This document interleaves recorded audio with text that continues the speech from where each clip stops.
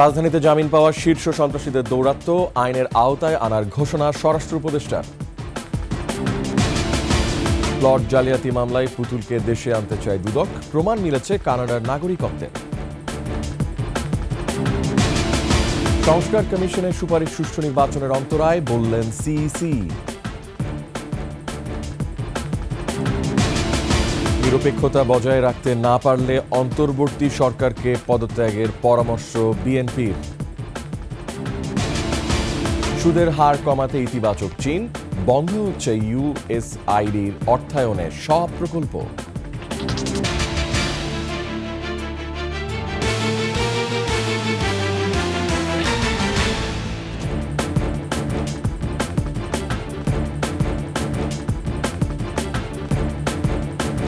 শুনছিলেন সংবাদ শিরোনাম। আমন্ত্রণ সন্ধ্যার 21 সংবাদে, সাথে আছি আমি রিয়াজ হাফিজ। দর্শক, 21 টেলিভিশনের সংবাদ একই সাথে সরাসরি দেখতে পাবেন আমাদের ফেসবুক পেজ www.facebook.com/2124 অনলাইনে। এছাড়া সাবস্ক্রাইব করতে পারেন www.youtube.com/21etv চ্যানেলে। সংবাদে আরও থাকছে, ঢাকা বিশ্ববিদ্যালয় কেন্দ্রীয় ছাত্র সংসদ ডাকসু নির্বাচনের প্রস্তুতি, দ্রুত নির্বাচনের পক্ষে শিক্ষার্থীরা।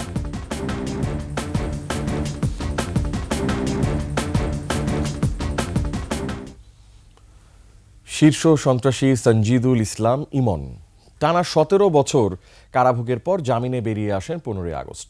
কারাগারে থেকে ধানমন্ডি হাজারীবাগ এলাকার নিয়ন্ত্রণ করতেন। জামিনে বেরিয়ে এসে আধিপত্যের সীমানা বিস্তারে সরাসরি জড়িয়ে পড়েছেন। আর এতে বাধা হয়ে দাঁড়িয়েছেন আরেক শীর্ষ সন্ত্রাসী পিচ্চি হেলাল। 16 আগস্ট জামিনে বেরিয়ে তিনিও সন্ত্রাসী কর্মকাণ্ডে জড়িয়ে পড়েছেন। দীপু শিকদারের রিপোর্টে বিস্তারিত।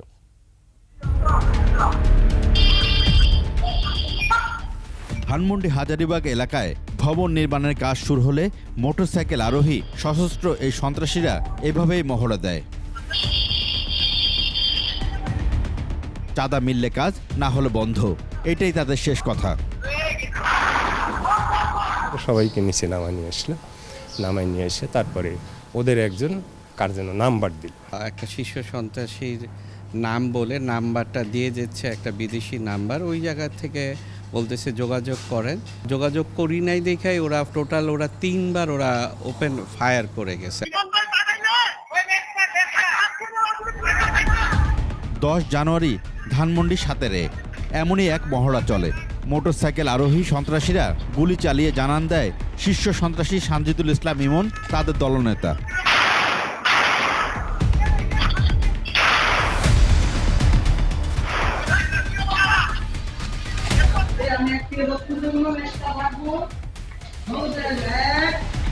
এর আগে ইমনের লোক পরিচয়ে একই এলাকায় আরেকটি নির্মাণাধীন বাড়িতে চাঁদা দাবি করে।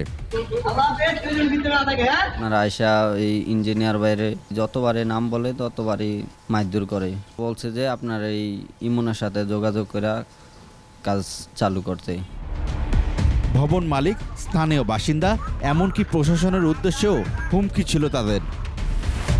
টানা 17 বছর কারাগারে থাকার পর 16 আগস্ট দুপুর 1:35 কেরানীগঞ্জ ঢাকা কেন্দ্রীয় কারাগার থেকে মুক্তি পান অপরাধ জগতের ক্যাপ্টেন হিসেবে পরিচিত শীর্ষ সন্ত্রাসী ইমন। 10 জানুয়ারি রাতে এলিফ্যান্ট রোডের মাল্টিপ্লান সেন্টারের সামনে আরও একটি সন্ত্রাসী ঘটনায় আলোচিত হয় ইমন বাহিনীর নাম। ওই রাতে মাল্টিপ্লান দোকান মালিক সমিতির জ্যেষ্ঠ যুগ্ম সাধারণ সম্পাদক মোহাম্মদ এহতেশামুল হককে রামদা ও চাপাতি দিয়ে কুপিয়ে আহত করে তারা। এ সময় এলিফ্যান্ট রোড কম্পিউটার ব্যবসায়ী কল্যাণ সমিতির সভাপতি ওয়াহিদুল হাসান দীপুর উপরও হামলা চালানো হয়। শীর্ষ সন্ত্রাসী ইমামুল হাসান হেলাল ওরফে পিচ্চি হেলালের ভাই হলেন এই দীপু। 2000 সালের 12 জানুয়ারি গ্রেফতার হন পিচ্চি হেলাল। 24 বছর কারাভোগের পর 16 আগস্ট জামিনে বেরিয়ে আসেন তিনি। 21 জানুয়ারি রাত 11টায় হাজারীবাগ সেকশন এলাকায় জুয়েলারি ব্যবসায়ী সজল রাজবংশী গুলিবিদ্ধ হন। ছিনিয়ে নেওয়া হয় 70 ভরি স্বর্ণ। এই ঘটনায়ও ইমন বাহিনীর নাম এসেছে। সরজমিনে জানা যায় ধানমন্ডি, পশ্চিম ধানমন্ডি, রায়ের বাজার, হাজারীবাগ, টালি office, Jigatola, elephant road, new market এলাকার ভবন নির্মাণ, ব্যবসা প্রতিষ্ঠান, ময়লা সিন্ডিকেট, ডিশ ব্যবসা, ইন্টারনেটের ব্যবসাসহ সবকিছুর একক আধিপত্য পেতে মরিয়া ইমন বাহিনী। ধানমন্ডি ৪ নম্বর রোডের ৩৯ নম্বর বাড়ির ডাক্তার মল্লিক আবদুল্লার ছেলে শীর্ষ সন্ত্রাসী সানজিদুল ইসলাম ইমন। ইমনের মা ডাক্তার সুলতানা জাহান এরই মধ্যে সংবাদ সম্মেলন করে তার ছেলেকে নির্দোষ দাবি করেছেন। তিনি অসুস্থ থাকায় তার পক্ষে লিখিত বক্তব্য পাঠ করেন লিটন মিয়া নামে এক ব্যক্তি। সে সময় দাবি করা হয় পিচ্চি হেলালের চক্রান্তে ইমনের নাম গণমাধ্যমে এসেছে। একটি চক্র আমার সন্তান ইমনের নামে জড়িয়ে মিথ্যা প্রচারণা চালাচ্ছে। ধানমন্ডি হাজারীবাগ এলাকায় সন্ত্রাসী কর্মকাণ্ডের সাথে শীর্ষ সন্ত্রাসী ইমন ও পিচ্চি হেলালের নাম আসার বিষয়টি স্বীকার করেছে ঢাকা মহানগর পুলিশ। এলিফ্যান্ট রোডে যে ঘটনাটা ঘটেছিল সেখানে ইতিমধ্যে 2 জন স্বীকারোক্তিমূলক জবানবন্দি প্রদান করেছে। এর বাইরে আরো একজনকে গ্রেপ্তার করা হয়েছে। আমরা যে কোনো মূল্যে ঢাকা মহানগরীর যে আইনশৃঙ্খলা পরিস্থিতি সেটা স্বাভাবিক রাখার জন্য আমরা চেষ্টা করে যাচ্ছি। শীর্ষ সন্ত্রাসীদের জামিন বাতিলের আবেদন করা হবে বলেও জানান তিনি। ইতিমধ্যে যারা জামিনে রয়েছে তাদের যেসব তথ্যপত্র আমরা পেয়েছি, আমরা সেগুলোর উপর ভিত্তি করে আমরা তাদের মনিটরিং করার চেষ্টা করছি। দীপু শিকদার, 21 টেলিভিশন, ঢাকা। এখনো ধরাছোঁয়ার বাইরে জেল পলাতক 700 আসামি। যেসব শীর্ষ সন্ত্রাসী জামিন নিয়ে বাইরে আছে তাদের আইনের আওতায় আনা হবে। স্বরাষ্ট্র উপদেষ্টা জাহাঙ্গীর আলম চৌধুরী কথা জানিয়েছেন।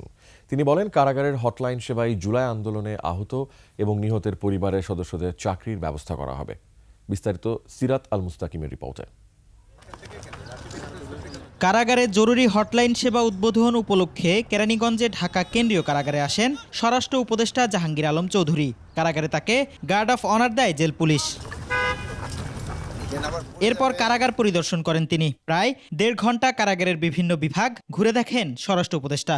সে সময় তিনি কারা কর্মকর্তাদের কাছে বিভিন্ন বিষয়ে খোঁজখবর নেন। পরিদর্শন শেষে জরুরি হটলাইন সেবা উদ্বোধন করেন স্বরাষ্ট্র উপদেষ্টা। 5 আগস্টের আগে এবং পরে জেল ভেঙে পালানো আসামিদের বিষয়ে কথা বলেন তিনি। কথা বলেন জামিন পাওয়া শীর্ষ সন্ত্রাসীদের বিষয়ে।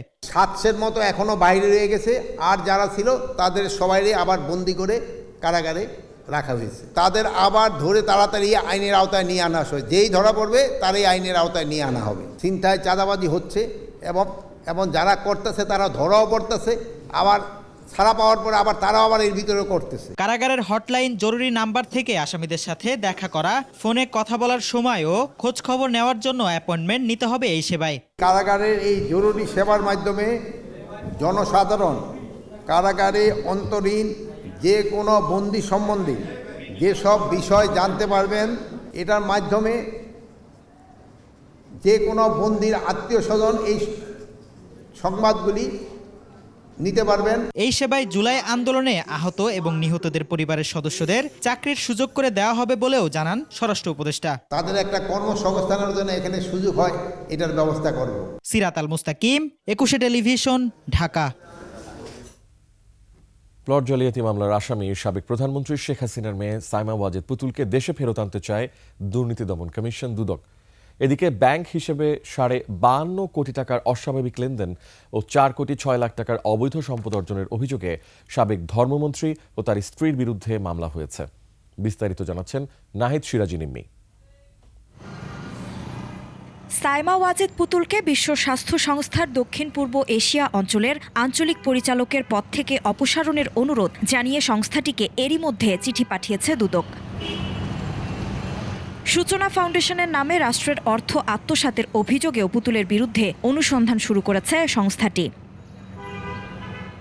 আর পূর্বাচলে জালিয়াতি করে 10 কাঠার প্লট বরাদ্দ নেয়ার অভিযোগে এরই মধ্যে তার বিরুদ্ধে মামলাও রয়েছে। পুতুলের আছে কানাডার নাগরিকত্ব, তারও প্রমাণ মিলেছে। এসব বিষয়ে বিস্তারিত জানতে দিল্লিতে চাকরি করা পুতুলকে দেশে ফেরাতে চায় দুদক। সংস্থাটির নিয়মিত ব্রিফিংয়ে এ তথ্য জানান মহাপরিচালক আক্তার হোসেন। সংশ্লিষ্ট বিষয় নিয়ে যার কথা আপনি বলেছেন সে অভিযোগ সংশ্লিষ্ট ব্যক্তির বিষয়ে আমাদের যেই দল কাজ করছেন সুনির্দিষ্টভাবে তারা এই বিষয়গুলো দেখভাল করছেন। তারা অনুসন্ধানের কাজগুলো এগিয়ে নিয়ে যাচ্ছেন। এই ক্ষেত্রে যাদেরকে জিজ্ঞাসাবাদের প্রয়োজন হবে অবশ্যই তারা সেই কাজগুলো করবেন। সাবেক ধর্মমন্ত্রী ফরিদুল হক ও তার স্ত্রী আফরোজা হকের বিরুদ্ধে মামলার তথ্যও জানান তিনি। 1,02,00,000 টাকারও বেশি মূল্যের সম্পদ অর্জন ও দখলে রাখার অপরাধে জনাব আফরোজা হক ও তার স্বামী জনাব মোহাম্মদ ফরিদুল হক খান, সাবেক সংসদ সদস্য ও সাবেক ধর্মমন্ত্রীর বিরুদ্ধে দুর্নীতি দমন কমিশন আইন 2004-এর 27 ধারা এবং দণ্ডবিধি 109 ধারায় আরও একটি মামলা রুজুর সিদ্ধান্ত গৃহীত হয়েছে। দুর্নীতিবাজদের বিরুদ্ধে অভিযান, অনুসন্ধান, মামলা ও তদন্ত চলমান বলেও জানানো হয়। আমাদেরকে একটু কাজ করতে দেন আপনারা। নাহিদ সিরাজি নিম্মি, 21 টেলিভিশন, ঢাকা।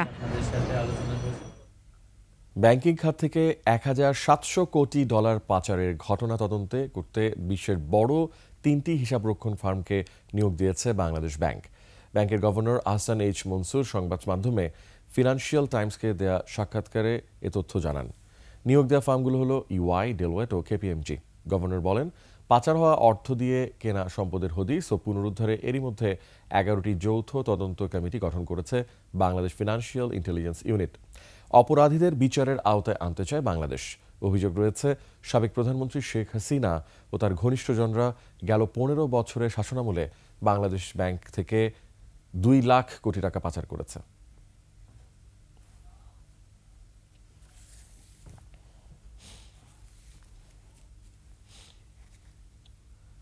নির্বাচন ব্যবস্থা সংস্কার কমিশনের অনেক সুপারিশ সুষ্ঠু নির্বাচনের অন্তরায়, বলেছেন প্রধান নির্বাচন কমিশনার AM নাসির উদ্দিন। একই সঙ্গে বলেছেন, সুপারিশ যেমনই হোক, স্বাধীনতার ব্যত্যয় হলে সুষ্ঠু নির্বাচন সম্ভব হবে না। এ সময় ডিসেম্বরে জাতীয় নির্বাচন করার প্রস্তুতির কথাও জানান সিইসি। আরও জানাচ্ছেন প্রণব চক্রবর্তী। নির্বাচন কমিশন সংশ্লিষ্ট সাংবাদিকদের সংগঠন reporters forum for election and democracy আয়োজন করে RFED টক। এতে অংশ নিয়ে প্রধান নির্বাচন কমিশনার AM নাসির উদ্দিন কথা বলেন নির্বাচন ব্যবস্থা সংস্কার কমিশনের সুপারিশ বিষয়ে। সুপারিশ তো অনেক দেওয়া যায়, যিনি বাস্তবায়ন করেন তিনি জানেন যে whether it is really practicable, whether it is really implementable অন্য। আমাদের চাইতে স্বাধীনতার মধ্যে আরেকটা স্বাধীন দিলে তার আরেকটা মুশকিল। সারা দেশে ভোটার তালিকা হালনাগাদের কাজ চলছে জানিয়ে সিইসি বলেন, এই তালিকা তৈরির পর নিয়ন্ত্রণ অন্য কারো কাছে থাকুক সেটা চায় না কমিশন। আমার যে ভোটার রেজিস্ট্রেশন অন্যের কাছে দিয়ে দেওয়া অথবা যে ডিলিমিটেশন অন্যের কাছে দেওয়া, এটা আমার নির্বাচন কমিশনের যে ম্যান্ডেট, কনস্টিটিউশনাল ম্যান্ডেট সম্পূর্ণ বিরুদ্ধে, স্পিরিটের বিরুদ্ধে। আমাদের জন্য এটা এ ধরনের সুপারিশ গ্রহণযোগ্য না। ডিসেম্বরের মধ্যে জাতীয় নির্বাচন আয়োজনে সর্বোচ্চ চেষ্টা করছে কমিশন। প্রধান নির্বাচন কমিশনার বলেন, এর জন্য আইনি বাধা দূর করার পাশাপাশি সম্পন্ন করতে হবে রাজনৈতিক দলগুলোর নিবন্ধন। আওয়ামী লীগের জন্য না, শুধু যারা রেজিস্টার থাকে ওই দিন পর্যন্ত আমরা অপেক্ষা করছি, ওই পর্যন্ত শিডিউল ডিক্লেয়ার আগ পর্যন্ত কতটা পার্টি রেজিস্টার থাকে আমরা দেখতে চাই। আওয়ামী লীগ নিয়ে অনেক পলিটিক্যাল ডিবেট চলছে। ডিসেম্বরে ইলেকশন হবে করে বসে থাকলে হবে না। সুতরাং আমাকে আইন কানুন বিধি বিধান এগুলা দ্রুত ফিক্স করে অক্টোবরের মধ্যে যাতে আমি প্রস্তুতি নিতে পারি সেরকম ব্যবস্থা করতে হবে। স্থানীয় সরকার নির্বাচনের জন্য সময় লাগবে আরও 1 বছর। তবে আগামীর সব ভোট উৎসবে জনগণের স্বতঃস্ফূর্ত অংশগ্রহণ আশা করে কমিশন।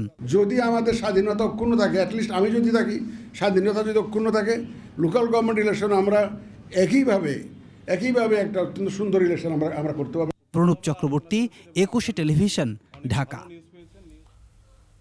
নিরপেক্ষতা বজায় রাখতে না পারলে অন্তর্বর্তী সরকারকে পদত্যাগ করার পরামর্শ দিয়েছেন বিএনপির স্থায়ী কমিটির 2 সদস্য। বলেছেন, কেউ জনগণকে বাইরে রেখে রাজনৈতিক দল গঠন করলে মানুষ তাদের প্রত্যাখ্যান করবে। আরও জানাচ্ছেন মাহিলা ইসলাম। জাতীয় প্রেস ক্লাবে ন্যাশনাল পিপলস পার্টি বহুদলীয় গণতন্ত্র ও স্বাধীন সার্বভৌমত্ব রাষ্ট্র প্রতিষ্ঠা শিরোনামে আলোচনায় যোগ দেন বিএনপির স্থায়ী কমিটির সদস্য আমির খসরু মাহমুদ চৌধুরী।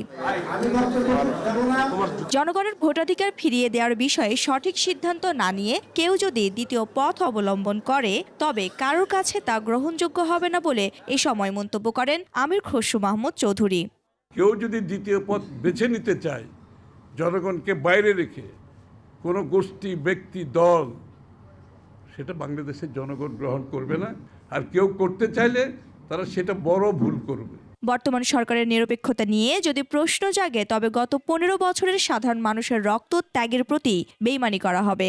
যে ভুলগুলো হয়েছে বিগত দিনে এটা গণতান্ত্রিক প্রক্রিয়ার মাধ্যমে এই কারেকশনটা করতে হবে, ফিল্টারেশনটা এর মাধ্যমে করতে হবে, আর কোনো দ্বিতীয় পথ এখানে নাই।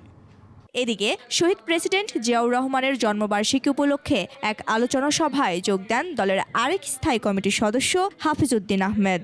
বলেন, অন্তর্বর্তী সরকার দুর্বল, তাই যত দ্রুত সম্ভব নির্বাচনের ব্যবস্থা করতে হবে। এই কয় মাসেই বোঝা গেছে আপনাদের দৌড় কতটুকু। ইলেকশনের কথা বললে তাদের চুল খাড়া হয়ে যায়, বা ইলেকশন কি কোনো অন্যায় কাজ, অপকর্ম? গত 16-17 বছর আমরা জীবন দিয়েছি, বারবার জেলে গিয়েছি। দেশের মানুষ ফ্যাসিবাদের বিরুদ্ধে জীবন দিয়েছে মন্তব্য করে বিএনপি নেতারা বলছেন, এখন প্রয়োজন জাতীয় ঐক্য। আশা করি এই ঐক্যের পথে আপনারা কেউ বিরোধের প্রাচীর তুলে দেবেন না। মাহিলা ইসলাম, 21 টেলিভিশন, ঢাকা। রাজনৈতিক দলের সাথে অন্তর্বর্তী সরকারের কোনো দূরত্ব নেই বলে জানিয়েছেন আইন উপদেষ্টা আসিফ নজরুল। সচিবালয়ে উপদেষ্টা কমিটির বৈঠক শেষে তিনি সাংবাদিকদের বলেন, বিএনপি নিরপেক্ষ সরকারের যে দাবি তুলেছে তা রাজনৈতিক বক্তব্য। বর্তমান অন্তর্বর্তী সরকারে নির্বাচনের সময় নিরপেক্ষ থাকবে বলে জানান আসিফ নজরুল। মাঝে মাঝে মনে হয় যোগাযোগ কম থাকলে মনে হয় গ্যাপ, আসলে কোনো গ্যাপ নাই, যোগাযোগ আরো বাড়ানো হবে। এটা রাজনৈতিক বক্তব্য হিসেবে বলছে, অন্য কিছু না। অন্তর্বর্তী সরকারই যথেষ্ট নিরপেক্ষ থাকবে বলে আমরা কনফিডেন্ট। চলমান প্রকল্পে সুদের হার কমানোর প্রস্তাবে চীনের ইতিবাচক সাড়া মিলেছে বলে জানিয়েছেন পররাষ্ট্র উপদেষ্টা মোহাম্মদ তৌহিদ হোসেন। রাজধানীর পূর্বাঞ্চলে হাসপাতাল নির্মাণে চীনের আগ্রহ নিয়েও বিস্তারিত আলোচনা হয়েছে বলে জানান উপদেষ্টা। বিস্তারিত আকবর হোসেন সুমনের রিপোর্টে। সম্প্রতি চীনে 3 দিনের রাষ্ট্রীয় সফর শেষে দেশে ফিরেছেন পররাষ্ট্র উপদেষ্টা। প্রকল্প ঋণে সুদের হার কমানো ও পরিশোধের সময়সীমা বাড়ানো সহ বেশ কয়েকটি প্রস্তাব হাতে নিয়েই দেশটির পররাষ্ট্রমন্ত্রীর সঙ্গে দ্বিপক্ষীয় বৈঠক হয়েছে। ইস্যুগুলো নিয়ে সাংবাদিকদের সঙ্গে আলাপকালে চীনের ইতিবাচক আশ্বাসের কথা জানান উপদেষ্টা। ঋণের সুধারের ব্যাপারে যেটা হিসাবে দেখা গেল যে আসলে যত মনে করা হয় যে চীনের ঋণের সুধার শুধু বেশি অন্যদের নয়, সেটা কিন্তু আমরা প্রমাণ অতটা করতে পারিনি। কারণ 3%-এর বেশি না তাদের ঋণের সুধার, অথচ অনেক একেবারে আন্তর্জাতিক ডোনার এজেন্সি যেগুলো আছে তাদেরও দেখা যায় যে প্রকৃত ঋণের সুধারের চেয়ে বেশি, 4, 4.5, 5 পর্যন্ত হয়ে যায়। তো যাই হোক, তারপরে তারা আশা দিয়েছে যে তারা এটা দেখবে, যদি সম্ভব হয় কমানোর, তারা কিছুটা কমানোর চেষ্টা করবে, এটুকু আশ্বাস আমরা পেয়েছি। আলাপ হয়েছে ঢাকার উপকণ্ঠে পূর্বাঞ্চলে একটি চীনা হাসপাতাল নির্মাণের জমি সহ সংশ্লিষ্ট ইস্যুতে। একটি হসপিটাল তারা তো করে দিতে আমাদেরকে রাজি হয়েছে, বড় হসপিটাল, সেটার স্থান নির্বাচন নিয়ে কথাবার্তা চলছে। আমি বলেছি যে আমরা আমাদের হাতে সুন্দর জায়গা আছে হচ্ছে পূর্বাঞ্চলে, এবং পূর্বাঞ্চলে অনেক প্রতিষ্ঠান চলে যাচ্ছে এখন ইতিমধ্যেই, কাজে সেখানে আমরা তাদেরকে স্থান দিয়ে দেব। এছাড়া পানি প্রবাহ সংক্রান্ত তথ্য বিনিময়ের বাস্তবায়ন পরিকল্পনা সই হয়েছে চীন সফরে। লক্ষণীয় কোনো পানি ফ্লো কমবে না, এটা তারা অ্যাসিওর করেছেন। আকবর হোসেন সুমন, 21 টেলিভিশন, ঢাকা। যুক্তরাষ্ট্রের প্রেসিডেন্ট ডোনাল্ড ট্রাম্পের নির্বাহী আদেশ জারির পর সহায়তা সংস্থা ইউএসএআইডির অর্থায়নে বাংলাদেশে বাস্তবায়নাধীন সব প্রকল্প ও কর্মসূচি বন্ধ হচ্ছে। ইউএসএআইডির বাংলাদেশ কার্যালয়ের পরিচালক রিচার্ড বি অ্যারন সংস্থাটির সঙ্গে চুক্তিবদ্ধ সব স্থানীয় উন্নয়ন সংগঠনকে চিঠি দিয়ে এই নির্দেশনা জারি করেন। এতে বলা হয়, পরবর্তী নির্দেশনা না দেওয়া পর্যন্ত সংস্থাটির সঙ্গে চুক্তির আওতাধীন সব প্রকল্প ও কর্মসূচির মার্কিন অংশের ব্যয় বন্ধ রাখতে বলা হয়েছে। একই সঙ্গে যেসব কাজ চলছে সেগুলোর ব্যয় সংকোচনের জন্য যুক্তিসঙ্গত পদক্ষেপ নেওয়ার নির্দেশনা দেওয়া হয়েছে। 2024 সালে ইউএসএআইডি বাংলাদেশকে $450 মিলিয়ন সহায়তা দেয়। ট্রাম্প প্রশাসনের এই নির্দেশনাকে প্রত্যাশিত বলে জানান পররাষ্ট্র উপদেষ্টা তৌহিদ হোসেন। 90 দিনের জন্য তারা বন্ধ রাখছে, এটা মোটামুটি কিন্তু প্রত্যাশিত ছিল। উনি কিন্তু নির্বাচনের আগে থেকে বলছিলেন যে উনি এগুলি বিবেচনা করবেন, নতুন করে দেখবেন। তো তারা বিবেচনার জন্য সময়টা নিয়েছে, এইভাবেই তো বলছে যে তারপরে দেখবে যে কোনখানে দিতে হয়। এটা ধরে নেওয়া যায় যে এটা এই ধরনের ফান্ডিং কমবে, এটা তো সবাই আশঙ্কা করছে। কারণ মার্কিন যুক্তরাষ্ট্রের নতুন প্রেসিডেন্ট এসেছেন এবং তিনি তার যে নীতিমালা সেগুলি যে আগের থেকে ভিন্ন, এটা তো সর্বজনবিদিত। বিশ্বব্যাপী সাহায্য বন্ধ করলেও বাংলাদেশের রোহিঙ্গা শরণার্থীদের জন্য সাহায্য অব্যাহত রাখায় মার্কিন প্রেসিডেন্ট ডোনাল্ড ট্রাম্পকে ধন্যবাদ জানিয়েছেন প্রধান উপদেষ্টা ডক্টর মোহাম্মদ ইউনূস। সন্ধ্যায় প্রেস ব্রিফিংয়ে এ তথ্য জানিয়েছেন তার প্রেস সচিব। যেটা সাহায্য আসে সেটা রোহিঙ্গা নিয়েই। আপনি জানেন ইউএস এই 7 বছর ধরে যে রোহিঙ্গাদের যে একটা বড় অংশ বাংলাদেশে অবস্থান করছে, তাদের বিষয়ে ইউএস মোর দেন $2 বিলিয়ন দিয়েছে এবং আমরা আশা করছি এই যে তাদের যে কন্ট্রিবিউশনটা এটা কন্টিনিউ থাকবে এবং এটা কোনো ধরনের কোনো ইম্প্যাক্ট হবে না। স্থানীয় বিনিয়োগে চলছে স্থবিরতা, আশঙ্কাজনকভাবে কমে গেছে বিদেশি বিনিয়োগও। আর বিনিয়োগ কমে যাওয়ায় নতুন প্রজন্মের জন্য পর্যাপ্ত কর্মসংস্থান সৃষ্টি এখন বড় চ্যালেঞ্জ হয়ে দাঁড়িয়েছে বলে মনে করছেন ব্যবসায়ী ও অর্থনীতিবিদরা। তারা বলছেন দেশি বিদেশি বিনিয়োগের জন্য জরুরি আইনশৃঙ্খলা পরিস্থিতির উন্নতি এবং রাজনৈতিক ও অর্থনৈতিক স্থিতিশীলতা। এফডিআই আকর্ষণে ডক্টর মোহাম্মদ ইউনূসের বিশ্বব্যাপী যে গ্রহণযোগ্যতা রয়েছে তা কাজে লাগানোর পরামর্শ তাদের। সঞ্জয় অধিকারীর রিপোর্ট। প্রতি বছর শ্রমবাজারে প্রবেশ করছে অন্তত 25 লাখ মানুষ, তবে বিনিয়োগের অভাবে নতুন প্রজন্মের জন্য তৈরি হচ্ছে না প্রত্যাশিত কর্মসংস্থান। বাংলাদেশ ব্যাংকের তথ্য বলছে চলতি 2024-25 অর্থ বছরের প্রথম প্রান্তিকে দেশে মাত্র 10,43 লাখ মার্কিন ডলারের সরাসরি বিদেশি বিনিয়োগ বা এফডিআই এসেছে, যা আগের অর্থ বছরের একই সময়ের চেয়ে 71% কম এবং গত 11 বছরের মধ্যে সর্বনিম্ন। দুর্নীতি, আমলাতন্ত্র এবং যে তাদের যে লভ্যাংশটা, এটাকে প্রত্যাবর্তনের যে সুযোগটা বা ওইটার জটিলতা আছে, রাজনৈতিক অস্থিরতা, নিরাপত্তার বিষয়টা সবকিছু মিলে যে আসলে বিনিয়োগটা কমেছে। বিশ্লেষকরা বলছেন রাজনৈতিক অর্থনৈতিক উভয় ক্ষেত্রেই এখনও স্থিতিশীলতা ফেরেনি। এ কারণে নিরুৎসাহিত হচ্ছে বিদেশি বিনিয়োগ। আইন শৃঙ্খলা রক্ষাকারী বাহিনী কোনো উদ্যোগ নিচ্ছে না বা এইভাবে কোনো অ্যাকশনে যাচ্ছে না, তার মানে ল অ্যান্ড অর্ডার সিচুয়েশন মানে একেবারেই তলানিতে রয়েছে। আইন শৃঙ্খলা পরিস্থিতি নিয়েও দেশি বিদেশি উদ্যোক্তাদের মাঝে উদ্বেগ রয়েই গেছে।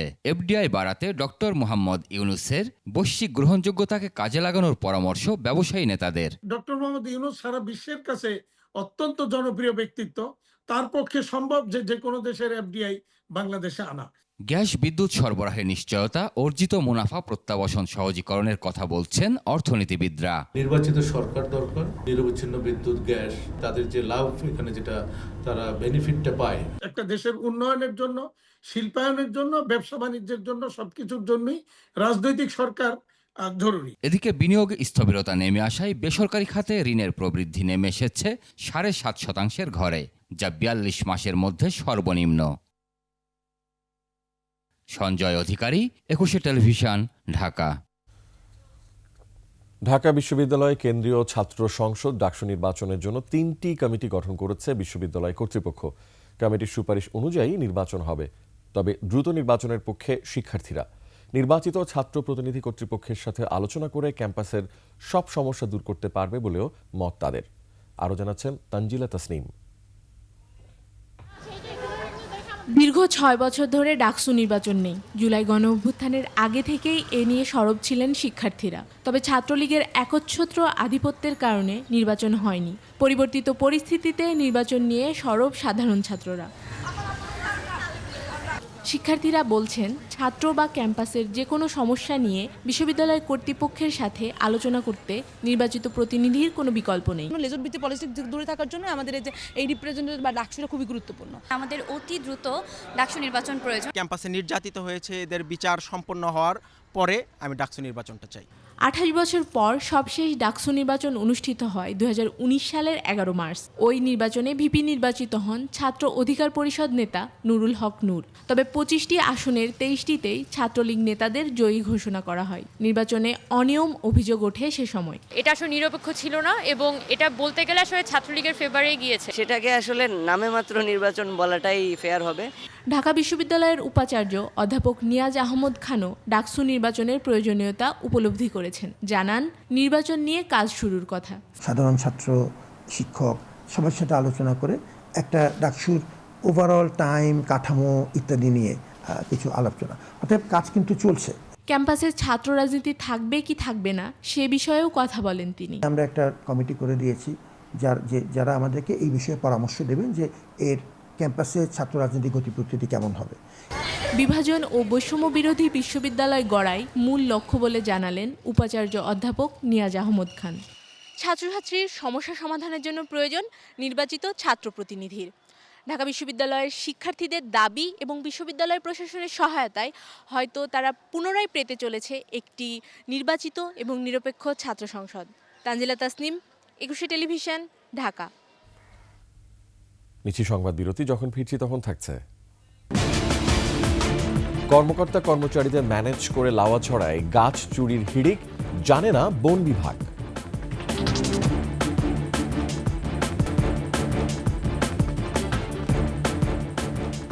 আবারও আমন্ত্রণ সন্ধ্যার 21 সংবাদে। তাড়াহুড়ো করে বাংলা একাডেমি সাহিত্য পুরস্কারের নাম ঘোষণা করা ভুল হয়েছে বলে স্বীকার করলেন একাডেমির মহাপরিচালক অধ্যাপক মোহাম্মদ আজম। তিনি বলেন, ঘোষিত তালিকায় কয়েকজনের বিরুদ্ধে জুলাই আন্দোলনে গণহত্যার অভিযোগ আসায় পুরস্কার স্থগিত করা হয়েছে। 3 দিনের মধ্যে যাচাই বাছাই করে আবার তালিকা প্রকাশ করা হবে বলে জানান তিনি। মহাপরিচালক বলেন, তদন্তে প্রয়োজনে গোয়েন্দা সংস্থার সহায়তা নেওয়া হবে। বর্তমান কাঠামো অনুযায়ী ফেলোরা যে তালিকা দেয় তার বাইরে যেতে পারে না নির্বাচক কমিটি, আর সেজন্যই বাংলা একাডেমি শিগগিরই সংস্কারের কাজ শুরু করা হবে। প্রধানত গত গণহত্যা এবং জনবিরোধী রাজনীতির সঙ্গে যদি কারো সরাসরি সংশ্লিষ্টতার কোনো প্রমাণ পায়, যেই অভিযোগ আমাদের সামনে এসেছে, আমরা সেটা একটু খতিয়ে দেখছি, অনুসন্ধান করছি। যদি এই ধরনের সরাসরি সাক্ষ্য প্রমাণ পাওয়া যায় তাহলে নিশ্চয়ই আমরা সেটা বাতিল করব। ক্ষমতাচ্যুত আওয়ামী লীগ সরকারের বিপজ্জনক অস্ত্র ছিল soft power.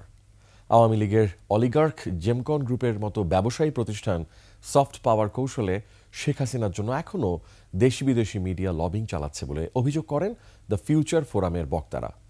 Manik শিকদারের report. The future ফোরামের আয়োজনে ঢাকা রিপোর্টার্স ইউনিটিতে soft power hard abuse the media mafia of Awami League বিষয়ে সংবাদ সম্মেলন। সাবেক সরকার দেশি বিদেশি বিভিন্ন প্ল্যাটফর্ম ব্যবহার করে একটি নির্মম ও অগণতান্ত্রিক শাসনকে বৈধতা দেওয়ার চেষ্টা করেছিল, সেগুলো তুলে ধরেন বক্তারা। বাংলাদেশের যতগুলো নির্বাচন হয়েছিল যেখানে মানুষ ভোট দেয়নি, তারা তার পক্ষে কোনোদিন কথা বলেননি। তারা বরঞ্চ উৎসবে সামিল হয়েছিলেন প্রত্যেকটি নির্বাচনের পরের দিন গণভবনে। ডিজিটাল ও সাইবার সিকিউরিটি আইনের ব্যবহার করে ভিন্ন মত দমন করা হতো বলে অভিযোগ বক্তাদের। আলোচনায় উঠে আসে জেমকন গ্রুপের সাবেক ব্যবসায়িক অংশীদার আহসান আকবরের বিরুদ্ধে 2024 সালের মার্চ থেকে 2025 সালের 16 জানুয়ারি পর্যন্ত যুক্তরাজ্যে মামলা ও আইনি হয়রানির ঘটনাও।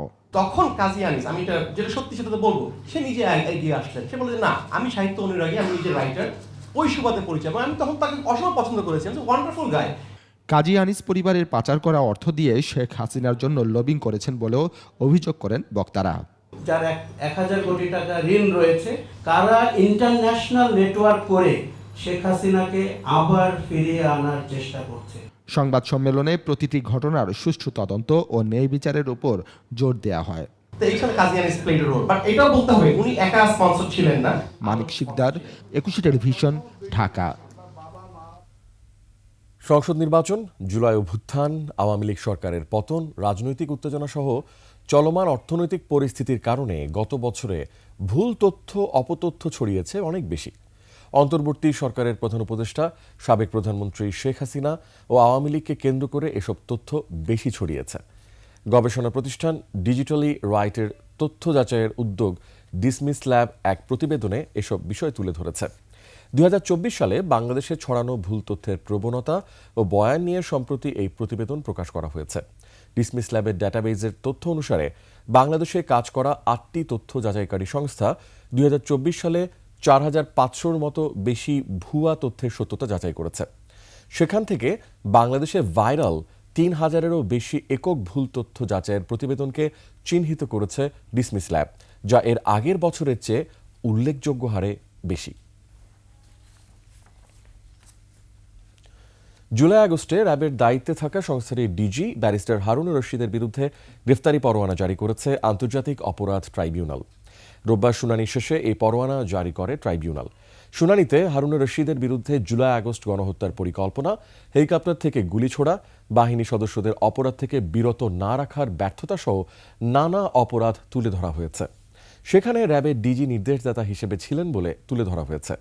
শুনানি শেষে ট্রাইব্যুনাল তার বিরুদ্ধে গ্রেফতারি পরোয়ানা জারি করে।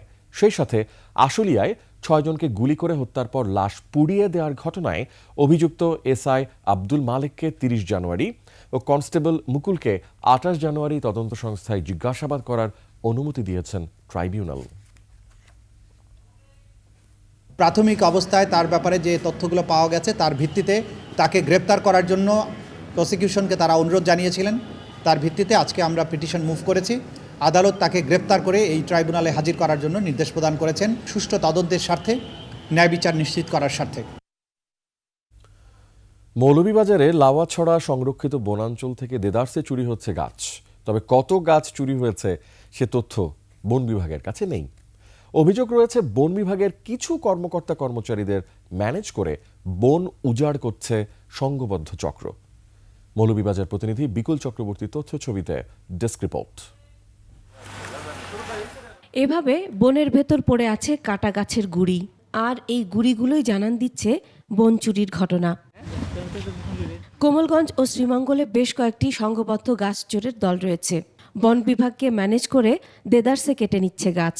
এখন গাছ নাই বলতে নাই, এখানে যে রাস্তার আশেপাশে কিছু গাছ আছে, আপনি ভিতর সাইডে ঢুকেন কিন্তু বড় কোনো গাছ নেই। তাছাড়া গাছ চুরি বন্ধ হোক, আমরা সাধারণ মানুষই এটা চাই। গাছগুলো কাটা হয়েছিল, বন কর্মকর্তারা ওনারা গেছিল রাত ধরার জন্য, কিন্তু পারে না, গাছ ফালিয়ে দূর দিতে হবে। কদিন আগে গাছ চুরি হয়েছে 3টা। এটা তো আমরা জঙ্গলে ঢুকলে বা রেগুলার আসলে তাহলে আমরা বলা সম্ভব। স্থানীয় লোকের সাথে তাল মিলিয়ে সরকারের নতুন কর্মকর্তারা জড়িত, তাহলে কিভাবে সম্ভব? বন বিভাগ বলছে কত গাছ চুরি হয়েছে তার তথ্য তাদের কাছে নেই, তবে সম্প্রতি কিছু গাছ চুরি হয়েছে। গাছগুলি ওখানে যে ট্রলিতে পরিবহন করেছিল, রেলে নতুন ট্রলি বানায় পরিবহন করেছিল, ট্রলিটা জব্দ করা হয়েছে।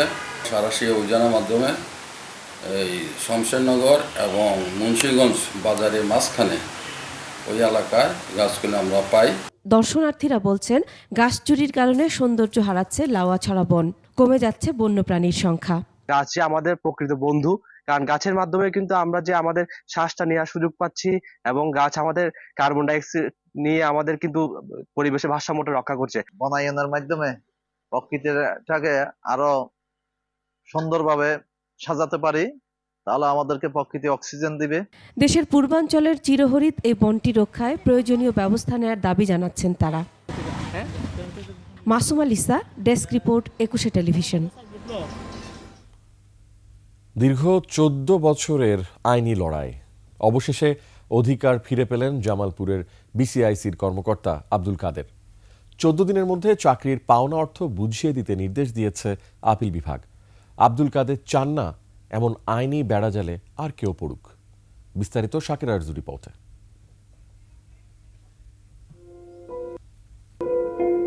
জামালপুরের ষাটোর্ধ্ব আব্দুল কাদের গেল কয়েক বছর ধরে প্রতি সপ্তাহে এভাবেই বসে থাকেন হাইকোর্টে। অর্থকষ্ট, পরিবারের চাওয়া পাওয়া পূরণ করতে না পারা, এই হতাশাই ঘিরে থাকে তাকে। 15 বছর বিসিআইসিতে চাকরি করার পর 2002 সালে পে অফে চাকরি হারান আব্দুল কাদের। হঠাৎ এমন সিদ্ধান্তে পরিবার নিয়ে আর্থিক অনটনে পড়েন তিনি। ফিরে যান গ্রামের নিজ বাড়িতে। সরকারি সিদ্ধান্ত অনুযায়ী আমাকে বিসিআইসি থেকে একটা রুগ্ন প্রতিষ্ঠানে পোস্টিং দেওয়া হয়, উজালা ম্যাচ ফ্যাক্টরি। ওখান থেকে পে অফের মাধ্যমে আমি চাকরিচ্যুত হই। 2013 সালে জানতে পারেন চাকরি হারানো এমন অনেকেই মামলা করে ফিরে পেয়েছেন তাদের চাকরি। 2013 সালে পাওনা ছুটি বিক্রি করে রিট করেন তিনি। তার পক্ষে রায় হয়, চাকরিতেও জয়েন করেন। 18 মাস পর অবসরে গেলে বিসিআইসি আপিল করে আটকে দেয় অবসরের অর্থ। রিটায়ারমেন্টের পরে যখন উনি ওনার টাকা চাইতে গেলেন, তখন বলছে টাকা দেব না, আপনার বিরুদ্ধে আপিল করা হয়েছে। তো উনি তো আকাশ থেকে পড়লেন। উনি এরপরে অ্যাপিলের ডিভিশনে খোঁজখবর নিয়ে অ্যাপিলের দেখলেন, কিন্তু বিসিআইসি অ্যাপিল করেই শুধু বসে রয়েছেন, আর কিছু নড়চড় করেননি, ফেলে রেখেছেন। সামর্থ্য না থাকায় নিজেই লড়েন মামলাটি। প্রধান বিচারপতির নজরে এলে নিষ্পত্তি হয় মামলা। 23 বছরে আমার আর্থিকভাবে পরিবার পরিজন নিয়ে, ছেলে মেয়ে নিয়ে আমার অনেক কষ্ট হয়েছে, এবং আমি আশা করি আমার মতো এরকম যাতে আইনি হয়রানির শিকার কেউ না হয় ভবিষ্যতে।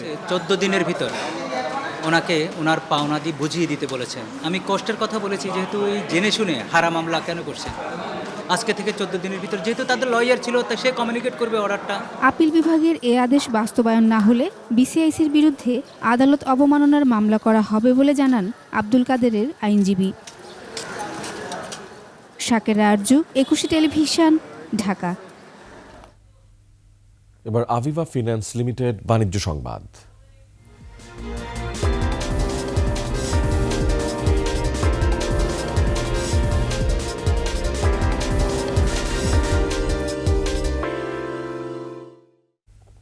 নিয়ম অনুযায়ী ভ্যাট ট্যাক্স সহ সরকারি ফি দেওয়ার ভয়ে অনেক ব্যবসায়ী অটোমেশনে আসছেন না বলে মন্তব্য করেছেন এনবিআর চেয়ারম্যান। তিনি বলেন, ই টেন্ডার হলেও সব খাতে গুটি কয়েক ঠিকাদার প্রতিষ্ঠানের দৌরাত্ম্য রয়েছে বলেও অভিযোগ করেন তিনি। রাষ্ট্র এবং ব্যক্তির কল্যাণে সবাইকে ভ্যাট ট্যাক্স দেওয়ার আহ্বান জানান অর্থ উপদেষ্টা ডক্টর সালেউদ্দিন আহমেদ। আরও জানাচ্ছেন তৌহিদুর রহমান। আন্তর্জাতিক কাস্টমস দিবস উপলক্ষে জাতীয় রাজস্ব বোর্ড এনবিআর মিলনায়তনে এই আলোচনা। এতে এনবিআর চেয়ারম্যান দেশের নিরাপত্তা এবং ব্যবসার কল্যাণে কাস্টমসের অবদানের কথা তুলে ধরেন। দেশের মোট রাজস্ব আয়ের অর্থ ঋণ পরিশোধ এবং খরচে চলে যাচ্ছে। এই অবস্থায় দেশের অগ্রগতির জন্য সবাইকে, বিশেষ করে ব্যবসায়ীদের প্রতি ভ্যাট ট্যাক্স আদায়ের তাগিদ দেন তিনি।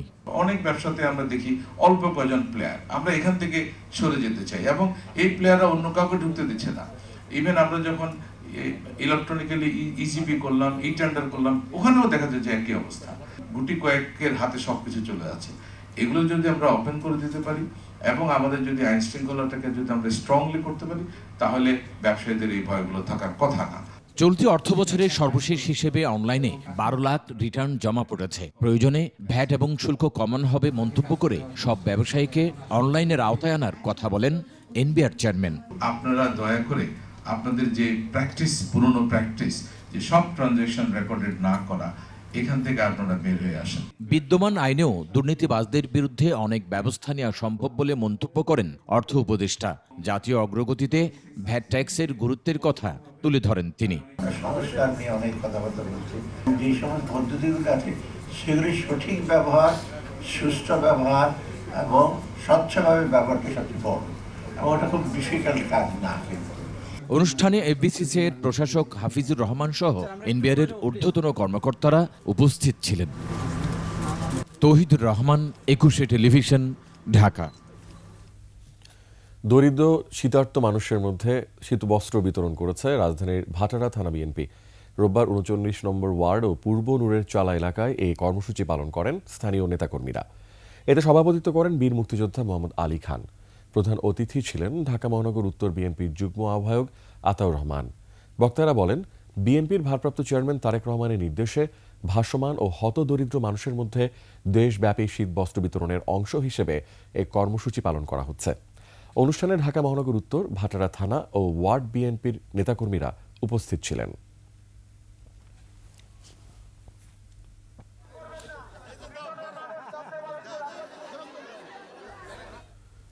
ঐক্যবদ্ধ কাজ করি, কুষ্ঠমুক্ত দেশ গড়ি প্রতিপাদ্যে বিশ্ব কুষ্ঠ দিবস উপলক্ষে র্যালি ও আলোচনা সভা অনুষ্ঠিত হয়েছে।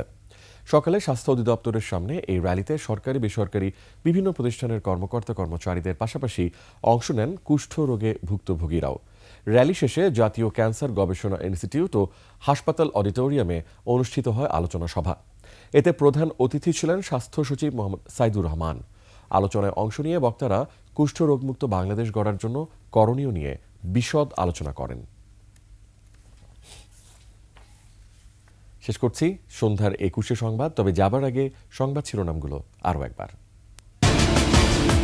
রাজধানীতে জামিন পাওয়া শীর্ষ সন্ত্রাসীদের দৌরাত্ম্য, আইনের আওতায় আনার ঘোষণা স্বরাষ্ট্র উপদেষ্টার। প্লট জালিয়াতি মামলায় পুতুলকে দেশে আনতে চায় দুদক, প্রমাণ মিলেছে কানাডা নাগরিকত্বের। সংস্কার কমিশনের সুপারিশ সুষ্ঠু নির্বাচনের অন্তরায়, বললেন সিইসি।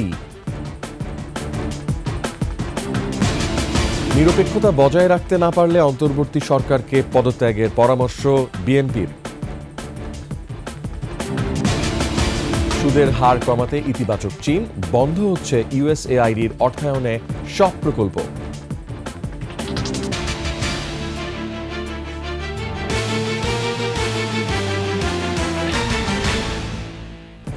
সর্বশেষ সংবাদ জানতে ডায়াল করুন 2021 নম্বরে, আর ভিজিট করুন 21-tv.com ওয়েবসাইটে।